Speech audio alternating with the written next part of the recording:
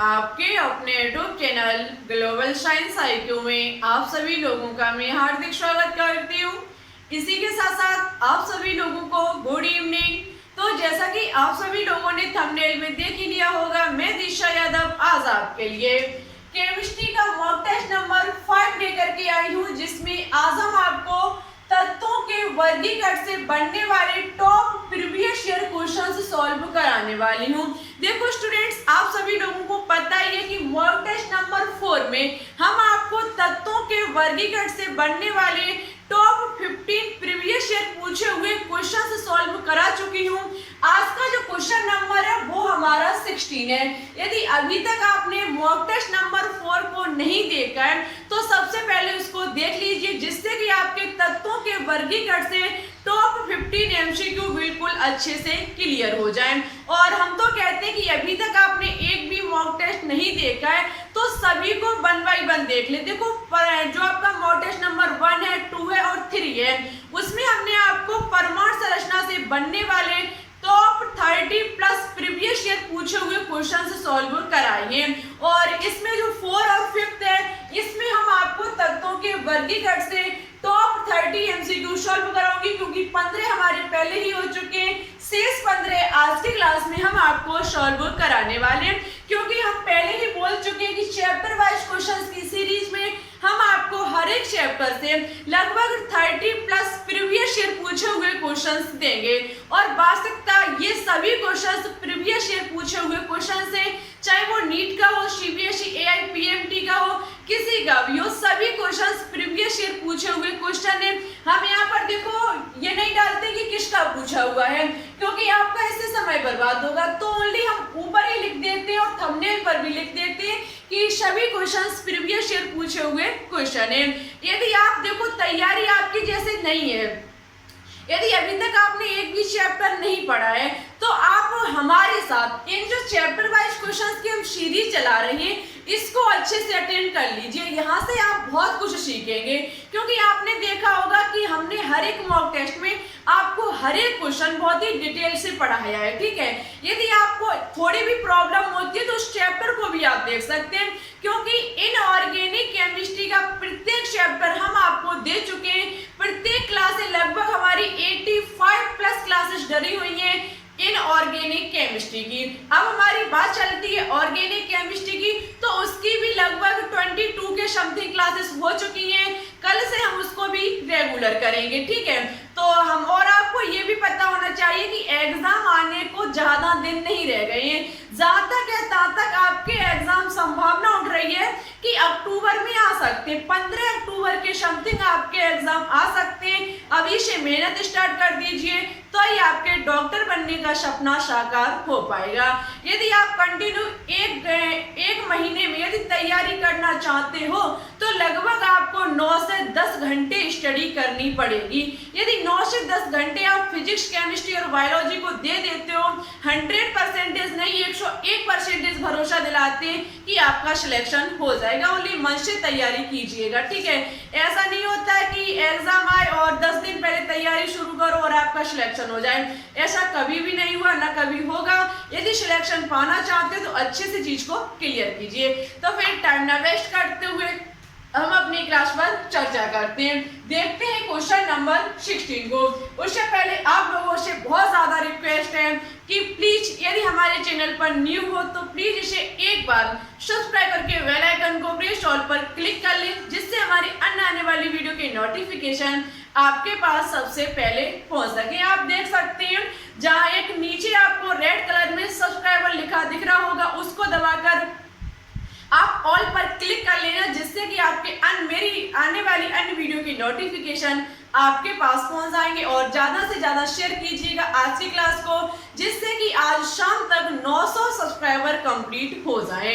तो चलिए अब बात करते हैं क्वेश्चन नंबर 16 पर।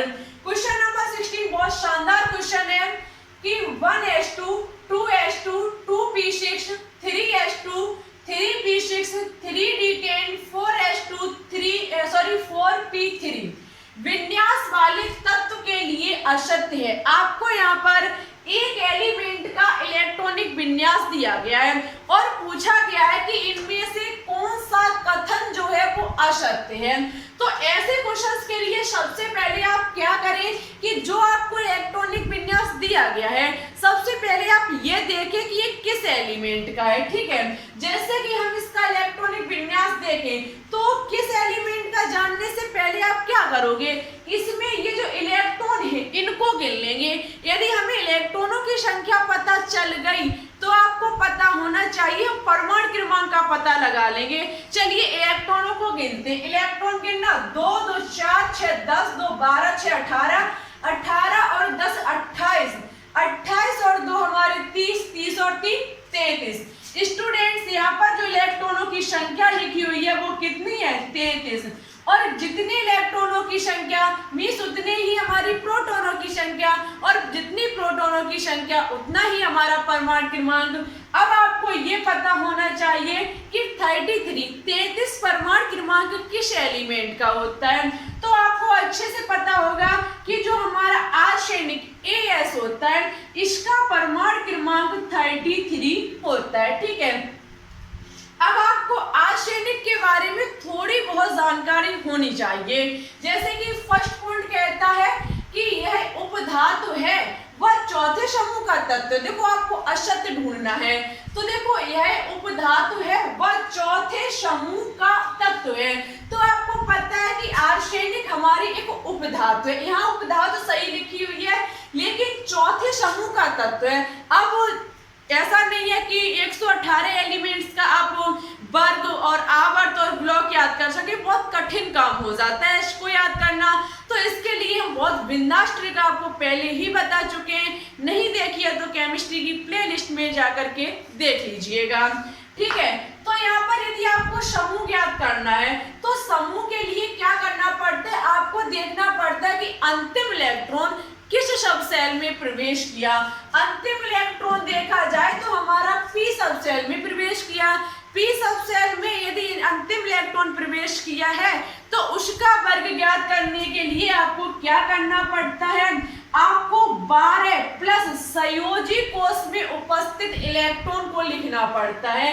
हमने 12 कर दिया और प्लस लगा दिया। ठीक है, 12 कर दिया और प्लस लगा दिया, इसकी संयोजी कोष का मतलब होता है कि अंतिम सब सेल और जो हमारा अंतिम एनर्जी लेवल है उसमें उपस्थित सब सेल में कितने इलेक्ट्रॉन हैं। इसमें आप देख सकते हैं अंतिम सब सेल में कितने इलेक्ट्रॉन है, 3 इलेक्ट्रॉन है। हम 12 प्लस 3 करेंगे तो हमारा कितना निकल के आ जाएगा, 15। अब आपको क्लियर हुआ कि आर्सेनिक हमारा 15वें समूह का तत्व है। ठीक है, ऐसे इस ट्रिक के माध्यम से आप आसानी से ज्ञात कर पाएंगे कि आर्सेनिक हमारा 15वें वर्ग का एलिमेंट है। तो स्टूडेंट्स ये कथन जो होगा वो हमारा कैसा होगा, असत्य होगा। कैसा होगा, असत्य होगा। चलिए यहाँ पर हमारा नहीं अच्छे से क्लियर हो रहा है तो और भी पॉइंट को देख लेते हैं। आगे पॉइंट कहता है यह उपधातु है, बिल्कुल सही बात है, आर्सेनिक एक उपधातु होती है, वह चौथे आवर्त का तत्व है। अब आवर्त के लिए आपको क्या करना पड़ता है, आवर्त के लिए आपको देखना पड़ता है कि अंतिम इलेक्ट्रॉन जिस सब सेल में प्रवेश किया है उसकी एनर्जी लेवल कौन सा है। एनर्जी लेवल देखा जाए तो ये अंतिम सब सेल p सब सेल में इलेक्ट्रॉन प्रवेश किए हैं और इसमें आवर्त जो एनर्जी लेवल है वो 4th एनर्जी लेवल है। और एनर्जी लेवल की संख्या ही स्टूडेंट्स हमेशा याद रखना हमें आवर्त की संख्या को बताता है। तो ये कौन सा आवर्त होगा, चौथा आवर्त होगा। ये कथन जो है वो बिल्कुल सत्य लिखा हुआ है कि आर्सेनिक हमारी उपधातु होने के साथ साथ ये चौथे आवर्त का भी तत्व है। आगे पॉइंट कहता है ये p ब्लॉक की उपधातु तत्व है। तो बिल्कुल अंतिम इलेक्ट्रॉन p सब सेल में प्रवेश कर रहा है, जिसमें अंतिम इलेक्ट्रॉन प्रवेश करता है वो उसी ब्लॉक का एलिमेंट कहा जाता है। तो ये p ब्लॉक का एक उपधातु तत्व होगा, बिल्कुल क्लियर लिखा हुआ है। आगे पॉइंट कहता है कि ये 3 इलेक्ट्रॉन ग्रहण करके क्रिप्टॉन का विन्यास धारण कर लेगा। कौन, ये हमारा इलेक्ट्रॉनिक विन्यास जो होगा, यदि ये 3 इलेक्ट्रॉन को ग्रहण कर ले तो क्या ये क्रिप्टोन का विन्यास ग्रहण कर लेगा? तो स्टूडेंट्स यहाँ पर देख सकते हैं अंतिम में 3 इलेक्ट्रॉन है, 3 को और प्रवेश कर लेगा, 6 हो जाएगा। 6 होने पर 33 के क्या हो जाएंगे? 36 हो जाएंगे। और 36 परमाणु क्रमांक जो होता है वो क्रिप्टोन का ही होता है।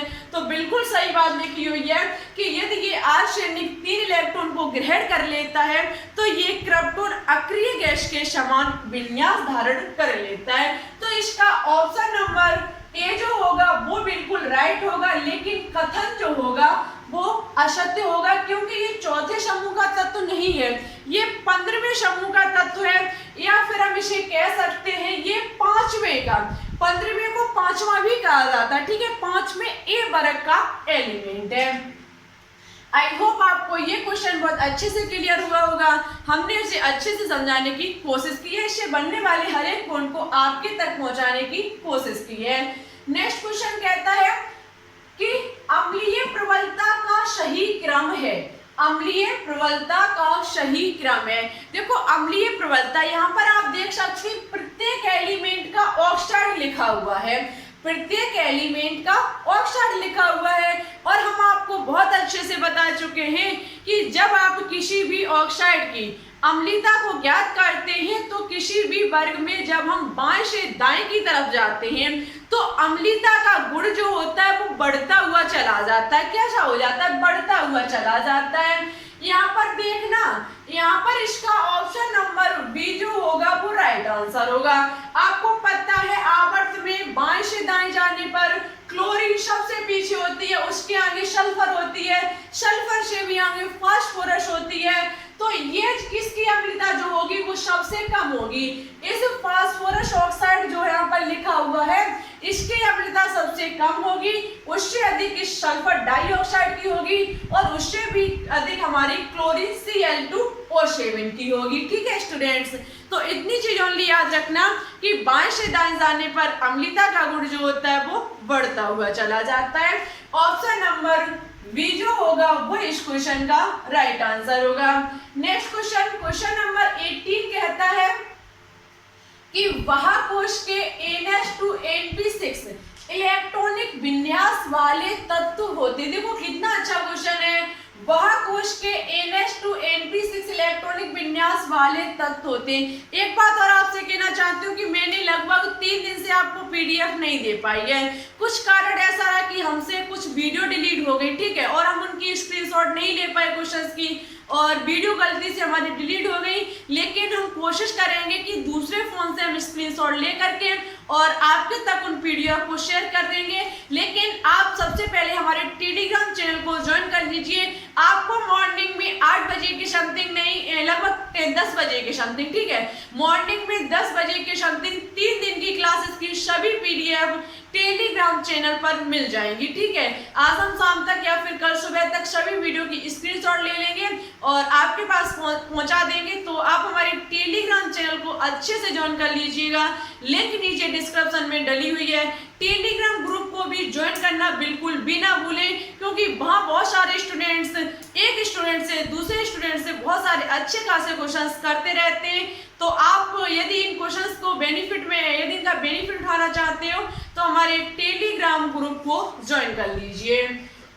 तो अब हम बात करेंगे अपने क्वेश्चन पर कि वह कोश के NH2NP6 इलेक्ट्रॉनिक विन्यास वाले तत्व होते हैं। क्षारीय मृदा धातुएं, निकोल। देखो निकोल जो होता है इसे हेलोजन भी कहा जाता है। निकोल आपने पहली बार सुना होगा, ये इसको हेलोजन भी कहा जाता है। संक्रमण या फिर इनमें से कोई नहीं। तो NH2NP6 क्षारीय मृदा धातु कभी भी नहीं होगा, क्योंकि क्षारीय मृदा धातु का अंतिम इलेक्ट्रॉनिक विन्यास NH2 क्षारीय मृदा धातु किसे कहा जाता है? जो हमारे S ब्लॉक के एलिमेंट्स होते हैं, ठीक है, तो अंतिम इलेक्ट्रॉन S सबसेल में जाना चाहिए।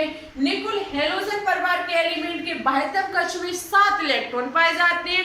इनका इलेक्ट्रॉनिक विन्यास NH2NP5 होता है। नेक्स्ट संक्रमण। संक्रमण भी बिल्कुल नहीं होगा। संक्रमण तत्व हमारे वे होते हैं जिनका अंतिम इलेक्ट्रॉन D सबसेल में प्रवेश करता है, ठीक है, तो ये भी नहीं होगा। इनमें से कोई नहीं, बिल्कुल इसका ऑप्शन नंबर डी जो होगा वो राइट आंसर होगा। देखो स्टूडेंट्स, कभी भी ऐसे क्वेश्चंस पर चूक मत जाना ना, क्वेश्चन गलत हो सकता है।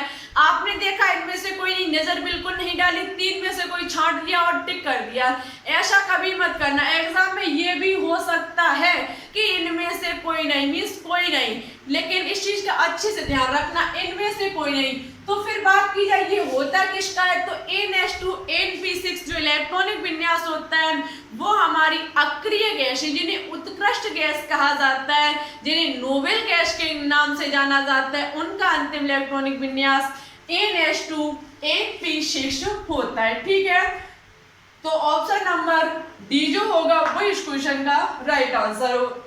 नेक्स्ट क्वेश्चन कहता है कि उस तत्व का परमाणु क्रमांक बताइए जिसके विन्यास में 4f कक्षक में युग्मन प्रारंभ होता है। क्वेश्चन कह रहा है कि उस तत्व का परमाणु क्रमांक बताइए, परमाणु क्रमांक बताइए जिसके विन्यास में 4f कक्षक में युग्मन प्रारंभ होता है। तो देखो स्टूडेंट, इसका इलेक्ट्रॉनिक विन्यास बहुत लंबा हो जाएगा, हम डायरेक्ट आपको बताते हैं। इसका ऑप्शन नंबर सी जो होगा वो राइट आंसर होगा 65। देखो आपको पता है कि जो हमारे एफ ब्लॉक के एलिमेंट्स है वो 57 से स्टार्ट होते हैं। ठीक है, 57 से, और एफ ब्लॉक में कब शुरू होगा, 8 इलेक्ट्रॉन जब हो जाएंगे तो 57 और 8 जोड़ दोगे तो कितने हो जाएंगे, 65। ठीक है, तो हमारे जो परमाणु क्रमांक 4f कक्षक में युग्मन जो प्रारंभ होता है वो 65 से होता है। ऑप्शन नंबर सी जो होगा वो इस क्वेश्चन का राइट आंसर होगा। क्वेश्चन नंबर 20 कहता है कि कुछ तत्वों के परमाणु क्रमांक यहाँ पर दिए गए हैं 12, 38, 4 और 98 हैं। उन तत्वों का समूह कौन सा है जो आवर्त सारणी के समान वर्ग में उपस्थित है। क्वेश्चन को हम डिटेल से समझाएंगे। डिटेल से समझाने से पहले यदि अभी तक आपने हमारी वीडियो को लाइक नहीं किया है तो प्लीज आपसे बहुत ज्यादा रिक्वेस्ट है, वीडियो को लाइक कर दें। दोस्तों के साथ शेयर ना किया हो तो प्लीज इसे शेयर कर दें, क्योंकि हम आपके लिए इतनी मेहनत करते हैं तो आपका भी फर्ज बनता है क्लास को शेयर करना। ठीक है, प्लीज प्लीज आपसे हाथ जोड़ करके रिक्वेस्ट है, आज की क्लास को इतना शेयर कर देना दोस्तों के साथ कि शाम तक 900 सब्सक्राइबर कंप्लीट हो जाए, और कोशिश कर दीजिए कि जल्द से जल्द 1K सब्सक्राइबर कंप्लीट हो जाएं और आपकी लाइव क्लास स्टार्ट हो सके। ठीक है, तो हम अब डिटेल से क्वेश्चन को समझाने वाले हैं, तो वीडियो को लाइक कर दीजिएगा। कुछ तत्वों के परमाणु क्रमांक आपको दिए गए हैं और पूछा गया है कि यहाँ पर समूह कौन सा है जो आवर्त सारणी के समान वर्ग में उपस्थित है। तो स्टूडेंट्स, इसका हम आपको सबसे पहले ऑप्शन बताते हैं। इसका ऑप्शन नंबर बी जो होगा वो राइट आंसर होगा। कैसे होगा, तो आपको समान समूह पूछा गया है। समान समूह के लिए सबसे पहले आपको इलेक्ट्रॉनिक विन्यास करना होगा। हम सबसे पहले मैग्नीशियम Mg का ज्ञात करेंगे। मैग्नीशियम का मतलब क्या होता है, 12, परमाणु क्रमांक 12। मैग्नीशियम का इलेक्ट्रॉनिक विन्यास निकल के आएगा 1s2 2s2 2p6 3s2। ठीक है, इसी के साथ साथ हमारा 38 जो होगा वो आपको जो हमारा परमाणु क्रमांक 38 होगा, सॉरी एक मिनट रुकना, 12, 38, 4 और 98, 12, 38, 4 और 98। ये जो 38 वाला होगा वो होगा हमारा एशआर का मतलब समझते हो स्ट्रोंशियम। इसका परमाणु क्रमांक 38 होता है। इसका इलेक्ट्रॉनिक विन्यास 1s2 2s2 2p6 3s2, उसके बाद होगा 3p6 है।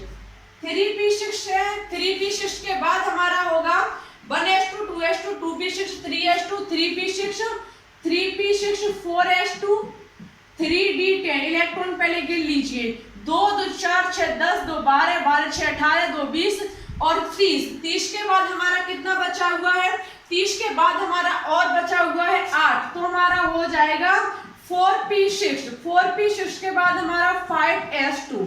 ठीक है, उसके बाद हम 4 का निकालेंगे बेरिलियम। 4 का इलेक्ट्रॉनिक विन्यास हमारा निकल के आएगा 1s2 2s2। ठीक है, इतना ही तो निकल के आएगा। आपको ज्ञात करना है क्या इनमें समूह कौन कौन सा है। समूह ज्ञात करने के लिए आपको देखना होता है कि अंतिम इलेक्ट्रॉन किस सब सेल में प्रवेश किया है। अंतिम इलेक्ट्रॉन जो प्रवेश किया है वो यहाँ पर एस सब सेल में किया है, यहाँ पर भी एस सब सेल में किया है और यहाँ पर भी एस सब सेल में प्रवेश किया है। अब आपको पता होना चाहिए एस सब सेल में कितने वर्ग आते हैं। तो स्टूडेंट्स एस सब सेल में 2 वर्ग आते हैं, फर्स्ट वर्ग और सेकंड वर्ग।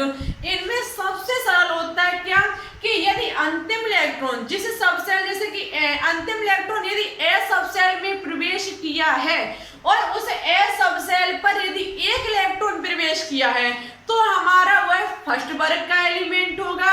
यदि अंतिम जो हमारा सब सेल आया है उसमें एस सब सेल में यदि 2 इलेक्ट्रॉन प्रवेश किए हैं तो वो हमारा दूसरे वर्ग का एलिमेंट होगा। एक बार हम अपनी बात को फिर से दोहराएंगे, अच्छे से ध्यान देना कि जब आपका इलेक्ट्रॉनिक विन्यास करने के बाद अंतिम इलेक्ट्रॉन यदि एस सब सेल पर प्रवेश करता है तो उसमें वर्ग को निकालने के लिए आपको क्या देखना पड़ता है कि एस सब सेल में प्रवेश किया इलेक्ट्रॉन एक है या फिर 2 है। यदि एक है तो वो हमारे फर्स्ट वर्ग का एलिमेंट होगा। यदि अंतिम सब सेल एस में प्रवेश किए इलेक्ट्रॉनों की संख्या 2 है तो वो हमारा सेकंड समूह का सदस्य होगा। आप देख सकते हैं इसमें भी 2 है, इसमें भी 2 है, इसमें भी 2 है, तो हम बिल्कुल क्लियर करके कह सकते हैं ये सेकंड ए समूह के सदस्य होंगे। किसके होंगे? सेकंड ए समूह के सदस्य होंगे, 98 नहीं होंगे। अब आपको कमेंट बॉक्स में कमेंट करके बताना होगा कि 98 परमाणु क्रमांक वाला एलिमेंट किस समूह में प्रवेश करता है। ठीक है, 98 वाला एलिमेंट किस समूह में प्रवेश करता है, इसका आंसर आपको हमारे कमेंट बॉक्स में देना होगा। तो ये हमारे 3 का जोड़ा है 12, 38, 4 जो कि हमारे किस में प्रवेश करता है, जो कि हमारे एस सब सेल में अंतिम इलेक्ट्रॉन प्रवेश करते हैं और ये हमारे सेकंड ए समूह के सदस्य हैं। मुझे उम्मीद है सभी क्वेश्चंस अच्छे से क्लियर हुए होंगे। अच्छे से क्लियर हुए हो तो ले लीजिए स्क्रीनशॉट। बात करते हैं शेष क्वेश्चंस पर। चलिए तो बात करते हैं क्वेश्चन नंबर 21 पर। क्वेश्चन नंबर 21 कहता है कि निम्न में से कौन सी अपरूपी संकरण का उदाहरण है। निम्न में से कौन सा अपरूपी संकरण का उदाहरण है, इसका आंसर स्टूडेंट्स आपको हमारे कमेंट बॉक्स में कमेंट करके बताना होगा। जो स्टूडेंट्स इसका सही और अच्छे से आंसर देंगे नेक्स्ट क्लास में उनका नाम हम जरूर लेकर के आएंगे। और आप लोग वीडियो को अंत तक वॉच करते रहना, क्योंकि आज आपको पता चलेगा कि आपकी तैयारी कैसी चल रही है जब आप पिछली क्लास में दिए गए होमवर्क का आंसर सुनोगे। तब आपको पता चलेगा कि आपकी तैयारी कैसी चल रही है और आपको कितनी और तैयारी करनी होगी। तो वीडियो को अंत तक देखना जिससे कि आपको अपनी चीजों के बारे में पता चल सके। तो बात करते हैं क्वेश्चन नंबर 22 कह रहा है कि किन 2 अंग्रेजी वर्णमालाओं के अक्षरों को रासायनिक प्रतीक के रूप में प्रयुक्त नहीं किया जाता है। Very important and most important question. देख लीजिए स्टूडेंट्स किस प्रकार से क्वेश्चंस को बनाया गया है और शायद ये क्वेश्चन CBSE AIPMT का पूछा हुआ क्वेश्चन है। बहुत शानदार क्वेश्चन बनाया गया है कि किन 2 अंग्रेजी वर्णमालाओं के अक्षरों को रासायनिक प्रतीकों के रूप में प्रयुक्त नहीं किया जाता है। जैसे कि R और T की बात की जाए तो स्टूडेंट्स R का प्रयोग किया जाता है, जैसे कि रेडियम हुआ हमारा, ठीक है, रेडोन हुआ, इसमें R का प्रयोग किया जाता है। T की बात की जाए तो T का भी किया जाता है, थेलियम में ही T आती है, ठीक है, तो T का भी प्रयोग किया जाता है। आगे बात की जाए W की तो W का भी टंगस्टन हमारा होता है, इसका भी प्रयोग किया जाता है। Z का भी प्रयोग किया जाता है जैसे कि हमारी जिंक हुई, और साथ ही साथ X का भी प्रयोग किया जाता है जो कि हमारा जिनोन होता है, और Y का भी प्रयोग किया जाता है। Y की शायद बेरियम पर कुछ एक धातु होती है, मुझे क्लियरिटी याद नहीं आ रही है, कुछ शायद डी ब्लॉक का एलिमेंट है, इतना मुझे पता है, ठीक है, Y आता है। और उसके बाद J और Q की बात की जाए तो अभी तक आपने कोई भी ऐसा तत्व नहीं सुना होगा जिसका प्रतीक चिन्ह J या फिर Q हो। यदि आपने सुना हो तो कमेंट बॉक्स में कमेंट करके बता देना जिससे कि मुझे भी पता चल सके। तो स्टूडेंट्स देख लीजिए कितना अच्छा क्वेश्चन है। J जे और क्यू ऐसे दो प्रतीक हैं जिन्हें अभी तक किसी भी एलिमेंट्स में प्रतीक के रूप में नहीं लिया गया है। जे और क्यू, यदि क्वेश्चन को समझ पाते तो ही क्वेश्चन को सॉल्व कर पाते, अंततः ऐसे क्वेश्चंस में बहुत सारे स्टूडेंट्स भटक जाते हैं। तो ऑप्शन नंबर डी जो होगा वो इस क्वेश्चन का राइट आंसर होगा। नेक्स्ट क्वेश्चन कहता है कि प्रत्येक आवर्त का प्रथम सदस्य होता है, प्रत्येक आवर्त का प्रथम सदस्य होता है एक हैलोजन, एक क्षार धातु, एक अक्रिय गैस या फिर एक उपधातु।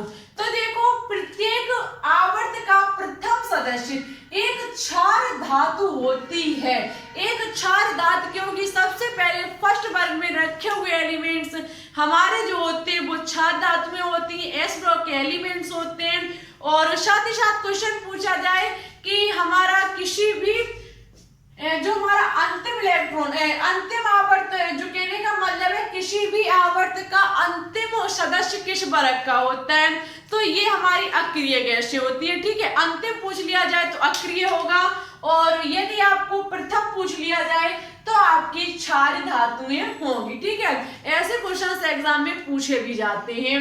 तो ऑप्शन नंबर बी जो होगा वो इस क्वेश्चन का राइट आंसर होगा। नेक्स्ट क्वेश्चन कहता है कि पृथ्वी पर सबसे अधिक मात्रा में पाए जाने वाला तत्व है, पृथ्वी पर सबसे अधिक मात्रा में पाया जाने वाला तत्व हमारा एल्यूमिनियम होता है। ठीक है, एल्यूमिनियम पृथ्वी पर सबसे अधिक मात्रा में पाया जाने वाला तत्व है।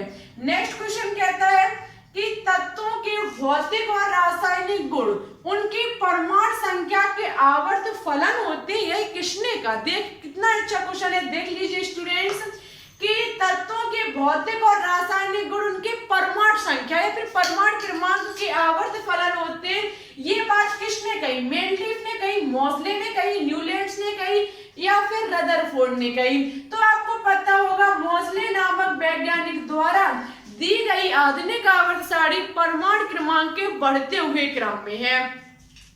परमाणु क्रमांक के बढ़ते हुए क्रम में परमाणु संख्या जिसे कह सकते हैं, एटॉमिक नंबर जिसे हम कह सकते हैं, जो इसके बढ़ते हुए क्रम में दी गई है आधुनिक आवर्त सारणी मोज़ले वैज्ञानिक के द्वारा, जबकि आपकी मेंडलीफ के द्वारा दी गई थी आवर्त सारणी। मेंडलीफ के द्वारा जो आवर्त सारणी दी गई थी वो हमारी परमाणु संख्या के आवर्त फलन थी। ठीक है, जो हमारी मेंडलीफ द्वारा आवर्त सारणी दी गई थी वो हमारी परमाणु भार के आवर्त फलन थी। ठीक है, परमाणु भार या फिर द्रव्यमान संख्या के, और ये हमारी परमाणु संख्या के आवर्त फलन है। ऑप्शन नंबर बी जो होगा वो इस क्वेश्चन का राइट आंसर होगा। चलिए अब हम बात करते हैं शेष क्वेश्चंस पर, ले लीजिए स्क्रीनशॉट। चलिए तो अब बात करते हैं क्वेश्चन नंबर 26 पर। क्वेश्चन नंबर 26 लिखा हुआ है कि आधुनिक आवर्त सारणी में आवर्तों की कुल संख्या है। जो हमारी आधुनिक आवर्त सारणी मोज़ले द्वारा दी गई है, इसमें आवर्तों की कुल कितनी संख्या है? 7 है, 5 है, 9 है या फिर 16 है?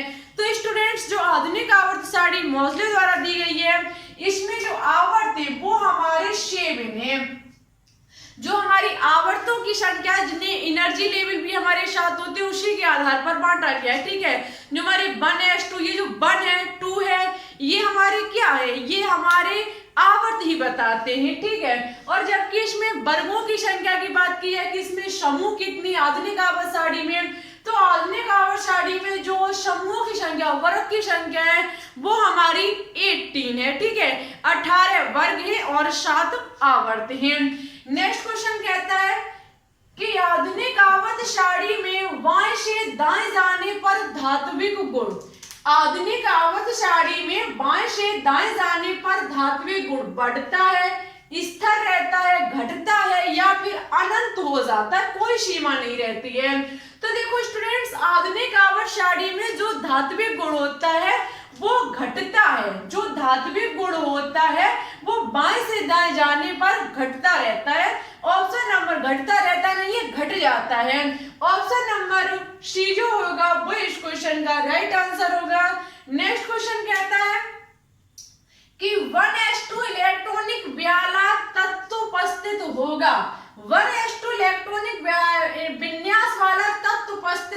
होगा एस ब्लॉक में, पी ब्लॉक में, डी ब्लॉक में या फिर एफ ब्लॉक में। आप क्वेश्चन को देखोगे कि अंतिम इलेक्ट्रॉन एस ऑर्बिटल में प्रवेश किया तो ये हमारा एस ब्लॉक का एलिमेंट्स होगा। लेकिन स्टूडेंट्स एक अपवाद स्वरूप एलिमेंट्स को याद रखना, 1s2 जो इलेक्ट्रॉनिक विन्यास होता है वो हीलियम का होता है। जो आपकी हीलियम उत्कृष्ट गैस होती है He, जिसका परमाणु क्रमांक 2 होता है, इलेक्ट्रॉनिक विन्यास 1s2 होता है। इसका अंतिम इलेक्ट्रॉन बेसिक एस ऑर्बिटल में प्रवेश करता है, लेकिन ये पी ब्लॉक का एलिमेंट कहा जाता है। एक अपवाद स्वरूप इलेक्ट्रॉनिक विन्यास है। और ऐसा क्यों? तो इसका रीजन ये है कि प्रत्येक अक्रिय गैसों को, प्रत्येक उत्कृष्ट गैसों को पी ब्लॉक में स्थान दिया गया, 18वें समूह में स्थान दिया गया है। तो ये हमारी हीलियम भी एक अक्रिय गैस, एक उत्कृष्ट गैस है, इसलिए इसको कहां पर रखा गया है? पी ब्लॉक में। इसका बेशक अंतिम इलेक्ट्रॉन एस ऑर्बिटल में प्रवेश करता है, लेकिन ये एस ऑर्बिटल का एलिमेंट्स नहीं कहा जाता है, ये हमारा पी ब्लॉक का एलिमेंट्स कहा जाता है। सॉरी, एस ऑर्बिटल का नहीं, एस ब्लॉक का एलिमेंट्स नहीं कहा जाता है, ये पी ब्लॉक का एलिमेंट्स कहा जाता है। इसका रीजन आपको पता चल गया, क्योंकि सभी उत्कृष्ट गैसों को पी ब्लॉक में स्थान दिया गया है। नेक्स्ट क्वेश्चन कहता है कि वह इलेक्ट्रॉनिक विन्यास 3d4 4s2 वाला तत्व है। वह इलेक्ट्रॉनिक विन्यास 3d4 4s2 वाला तत्व होगा उपधातु, अधातु, संक्रमण तत्व या फिर अक्रिय गैस। तो देखो स्टूडेंट्स, इसका देख लेना आप, 3d4 4s2 पहले आता है, 3d4 पहले बाद में आता है, ठीक है। 3d4 में इसका अंतिम इलेक्ट्रॉन प्रवेश किया है, किसमें किया गया है? डी ऑर्बिटल में। डी ऑर्बिटल को हमारा संक्रमण तत्व भी कहा जाता है। डी ऑर्बिटल में प्रवेश किया, डी ब्लॉक का एलिमेंट होगा, और डी ब्लॉक के एलिमेंट को एक संक्रमण तत्व के नाम से भी जाना जाता है। ऑप्शन नंबर सी जो होगा वो इस क्वेश्चन का राइट आंसर होगा। बहुत इंपॉर्टेंट क्वेश्चन है, संक्रमण से बनने वाले सभी क्वेश्चंस आपके एग्जाम के लिए बहुत इंपॉर्टेंट क्वेश्चन रहते हैं। बात करते हैं आज के नेक्स्ट और लास्ट क्वेश्चन पर, क्वेश्चन नंबर 30 पर। देखो मैंने जैसा कहा वैसा किया। हमने आपसे कहा कि हर एक चैप्टर से आपको 30 क्वेश्चन सॉल्व कराएंगे, वो भी प्रीवियस ईयर, तो मैंने वैसा ही किया। परमाणु संरचना से भी हमने आपको 30 क्वेश्चंस दिए और तत्वों के वर्गीकरण से भी आपके 30 क्वेश्चंस कंप्लीट हुए। अब आपका जो नेक्स्ट चैप्टर आएगा उस पर मुझे विचार करना होगा, फिलहाल मैंने सोचा नहीं है, लेकिन जो भी हम आपके लिए कल प्रीवियस ईयर पूछे हुए क्वेश्चंस लेकर के आएंगे, जिस चैप्टर से हम उसका आपको टेलीग्राम चैनल और टेलीग्राम ग्रुप पर दोनों पर बता देंगे, ठीक है। हम आपको मैसेज कर देंगे कि हम आपको किस चैप्टर से कल क्वेश्चंस लेकर के आएंगे, उस चैप्टर को आपको अच्छे से क्लियर करना होगा, क्योंकि मॉक टेस्ट का मतलब होता है आप अपना टेस्ट देते हैं, अपनी नोटबुक और नोट्स को लगभग 1 मीटर की दूरी पर रख करके आप इस मॉक टेस्ट को हमेशा सॉल्व किया करें, ठीक है। ऐसा नहीं है कि नोटबुक पास रख ली और आप जवाब दें, क्वेश्चंस को देख रहे हो, ऐसा कभी मत करना। हमेशा शांत माइंड में अकेले बैठ करके ये टेस्ट देना, जिससे कि आपको यहाँ से पता चलेगा कि आपकी तैयारी कैसी चल रही है। तो हमारे ये 30 क्वेश्चंस और वो 30 लगभग 60 क्वेश्चंस कंप्लीट हुए चैप्टर वाइज क्वेश्चंस की इस सीरीज में। तो देखो, दीर्घकार आवर्त सारणी में निम्न में से एक ही आवर्त के तत्व हैं। आपको यहाँ पर आवर्त पूछा गया, तो ऐसे ज्ञात करने के लिए आप इलेक्ट्रॉनिक विन्यास भी कर सकते हैं, और आपको याद है तो बहुत अच्छी बात है। जैसे कि लिथियम, सोडियम, पोटेशियम की बात की जाए तो लिथियम हमारा सेकेंड आवर्त का है, सोडियम हमारा थर्ड आवर्त का है और पोटेशियम हमारा फोर्थ आवर्त का है। इसी प्रकार से हाइड्रोजन एक हमारा फर्स्ट आवर्त का है, हीलियम भी हमारा फर्स्ट आवर्त का है, लेकिन कैल्शियम हमारा फोर्थ आवर्त का एलिमेंट है। यहाँ पर नाइट्रोजन जो होगा और फास्फोरस होंगे, ये हमारे सेकंड आवर्त के हैं और ये हमारा थर्ड आवर्त का है। जबकि यहाँ पर बेरिलियम, बोरोन और कार्बन की बात की जाए तो ये तीनों ही हमारे सेकंड आवर्त के एलिमेंट हैं।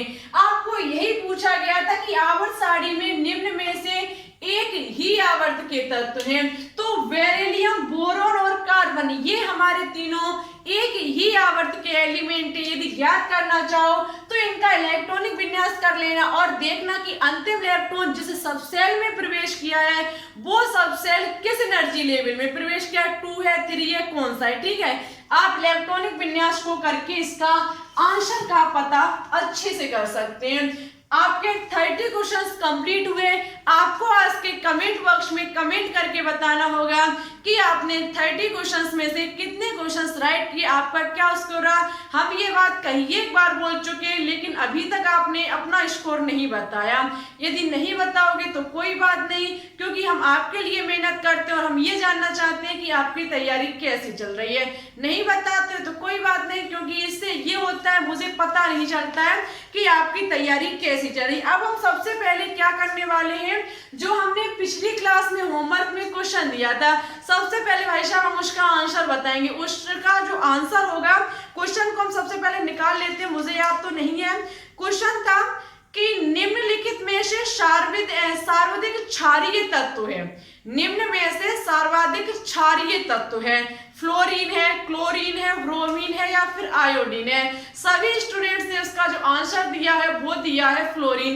एक भी स्टूडेंट्स ने अलग से आंसर नहीं दिया है, या तो आपने एक दूसरे की कॉपी करके आंसर दिया है, या फिर आपका ये भी हो सकता है कि आपको पता नहीं होगा।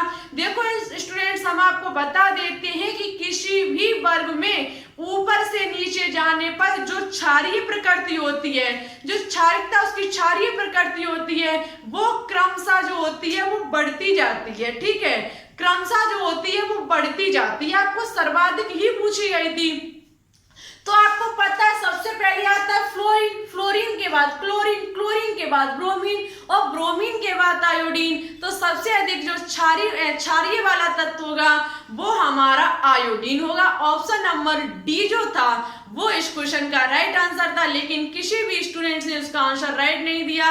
गलत बात है, अपनी तैयारी को अच्छे से कीजिएगा। इन्हीं छोटी छोटी गलतियों से आपका सिलेक्शन होने से रुक जाता है और आप सोचते हो कि हमारी तैयारी तो बहुत बेहतरीन थी, लेकिन फिर भी हमारा सिलेक्शन नहीं हो पाया। तो आप समझ गए होंगे कि किन छोटी छोटी गलतियों से आपका सिलेक्शन नहीं हो पाता है। इन छोटी छोटी गलतियों को अच्छे से सुधार लीजिए, जिससे कि आपका 2021 में सपना साकार हो सके। और कोशिश कीजिएगा, अगर आपके मन में किसी भी प्रकार का डाउट हो तो कमेंट बॉक्स में लिख देना। हम आपको नेक्स्ट क्लास में समझाने की पूरी कोशिश करेंगे। जो हमारे द्वारा दिया गया क्वेश्चन है उसका आंसर जरूर देना, उसका रिप्लाई हम आपको मॉक टेस्ट नंबर 7 में करेंगे कि आपका आंसर सही है या फिर गलत है। अब देखते हैं कितने स्टूडेंट्स इस क्वेश्चन का आंसर राइट देते हैं। फिर ठीक है, आज के लिए बस इतना ही। और टेलीग्राम चैनल और ग्रुप को ज्वाइन जरूर कर लीजिएगा, पीडीएफ वहां पर आपको मिलती रहती है। और अच्छे से तैयारी कर लीजिए। और क्योंकि आपका अक्टूबर में एग्जाम होगा, हर हालत में इसके अक्टूबर में फॉर्म आएंगे। नीट का एग्जाम हो चुका है, तो कोशिश कीजिएगा 1 महीने में अच्छी तैयारी करने की। और इसकी ले लीजिए स्क्रीनशॉट, और किसी भी प्रकार का सवाल हो तो बता दीजिएगा। और अच्छे से तैयारी कीजिए, अपना ख्याल रखना। वीडियो को ज्यादा से ज्यादा अपने दोस्तों के साथ शेयर करना। कोशिश कर दीजिए कि आज इवनिंग शाम तक 9 बजे के समथिंग 900 सब्सक्राइबर कंप्लीट हो जाए। फिर ठीक है, चलते। चैनल पर न्यू हो तो सब्सक्राइब करके बेल आइकन को प्रेस ऑल पर क्लिक जरूर कर लेना। Thanks for watching this video. जय हिंद, जय भारत।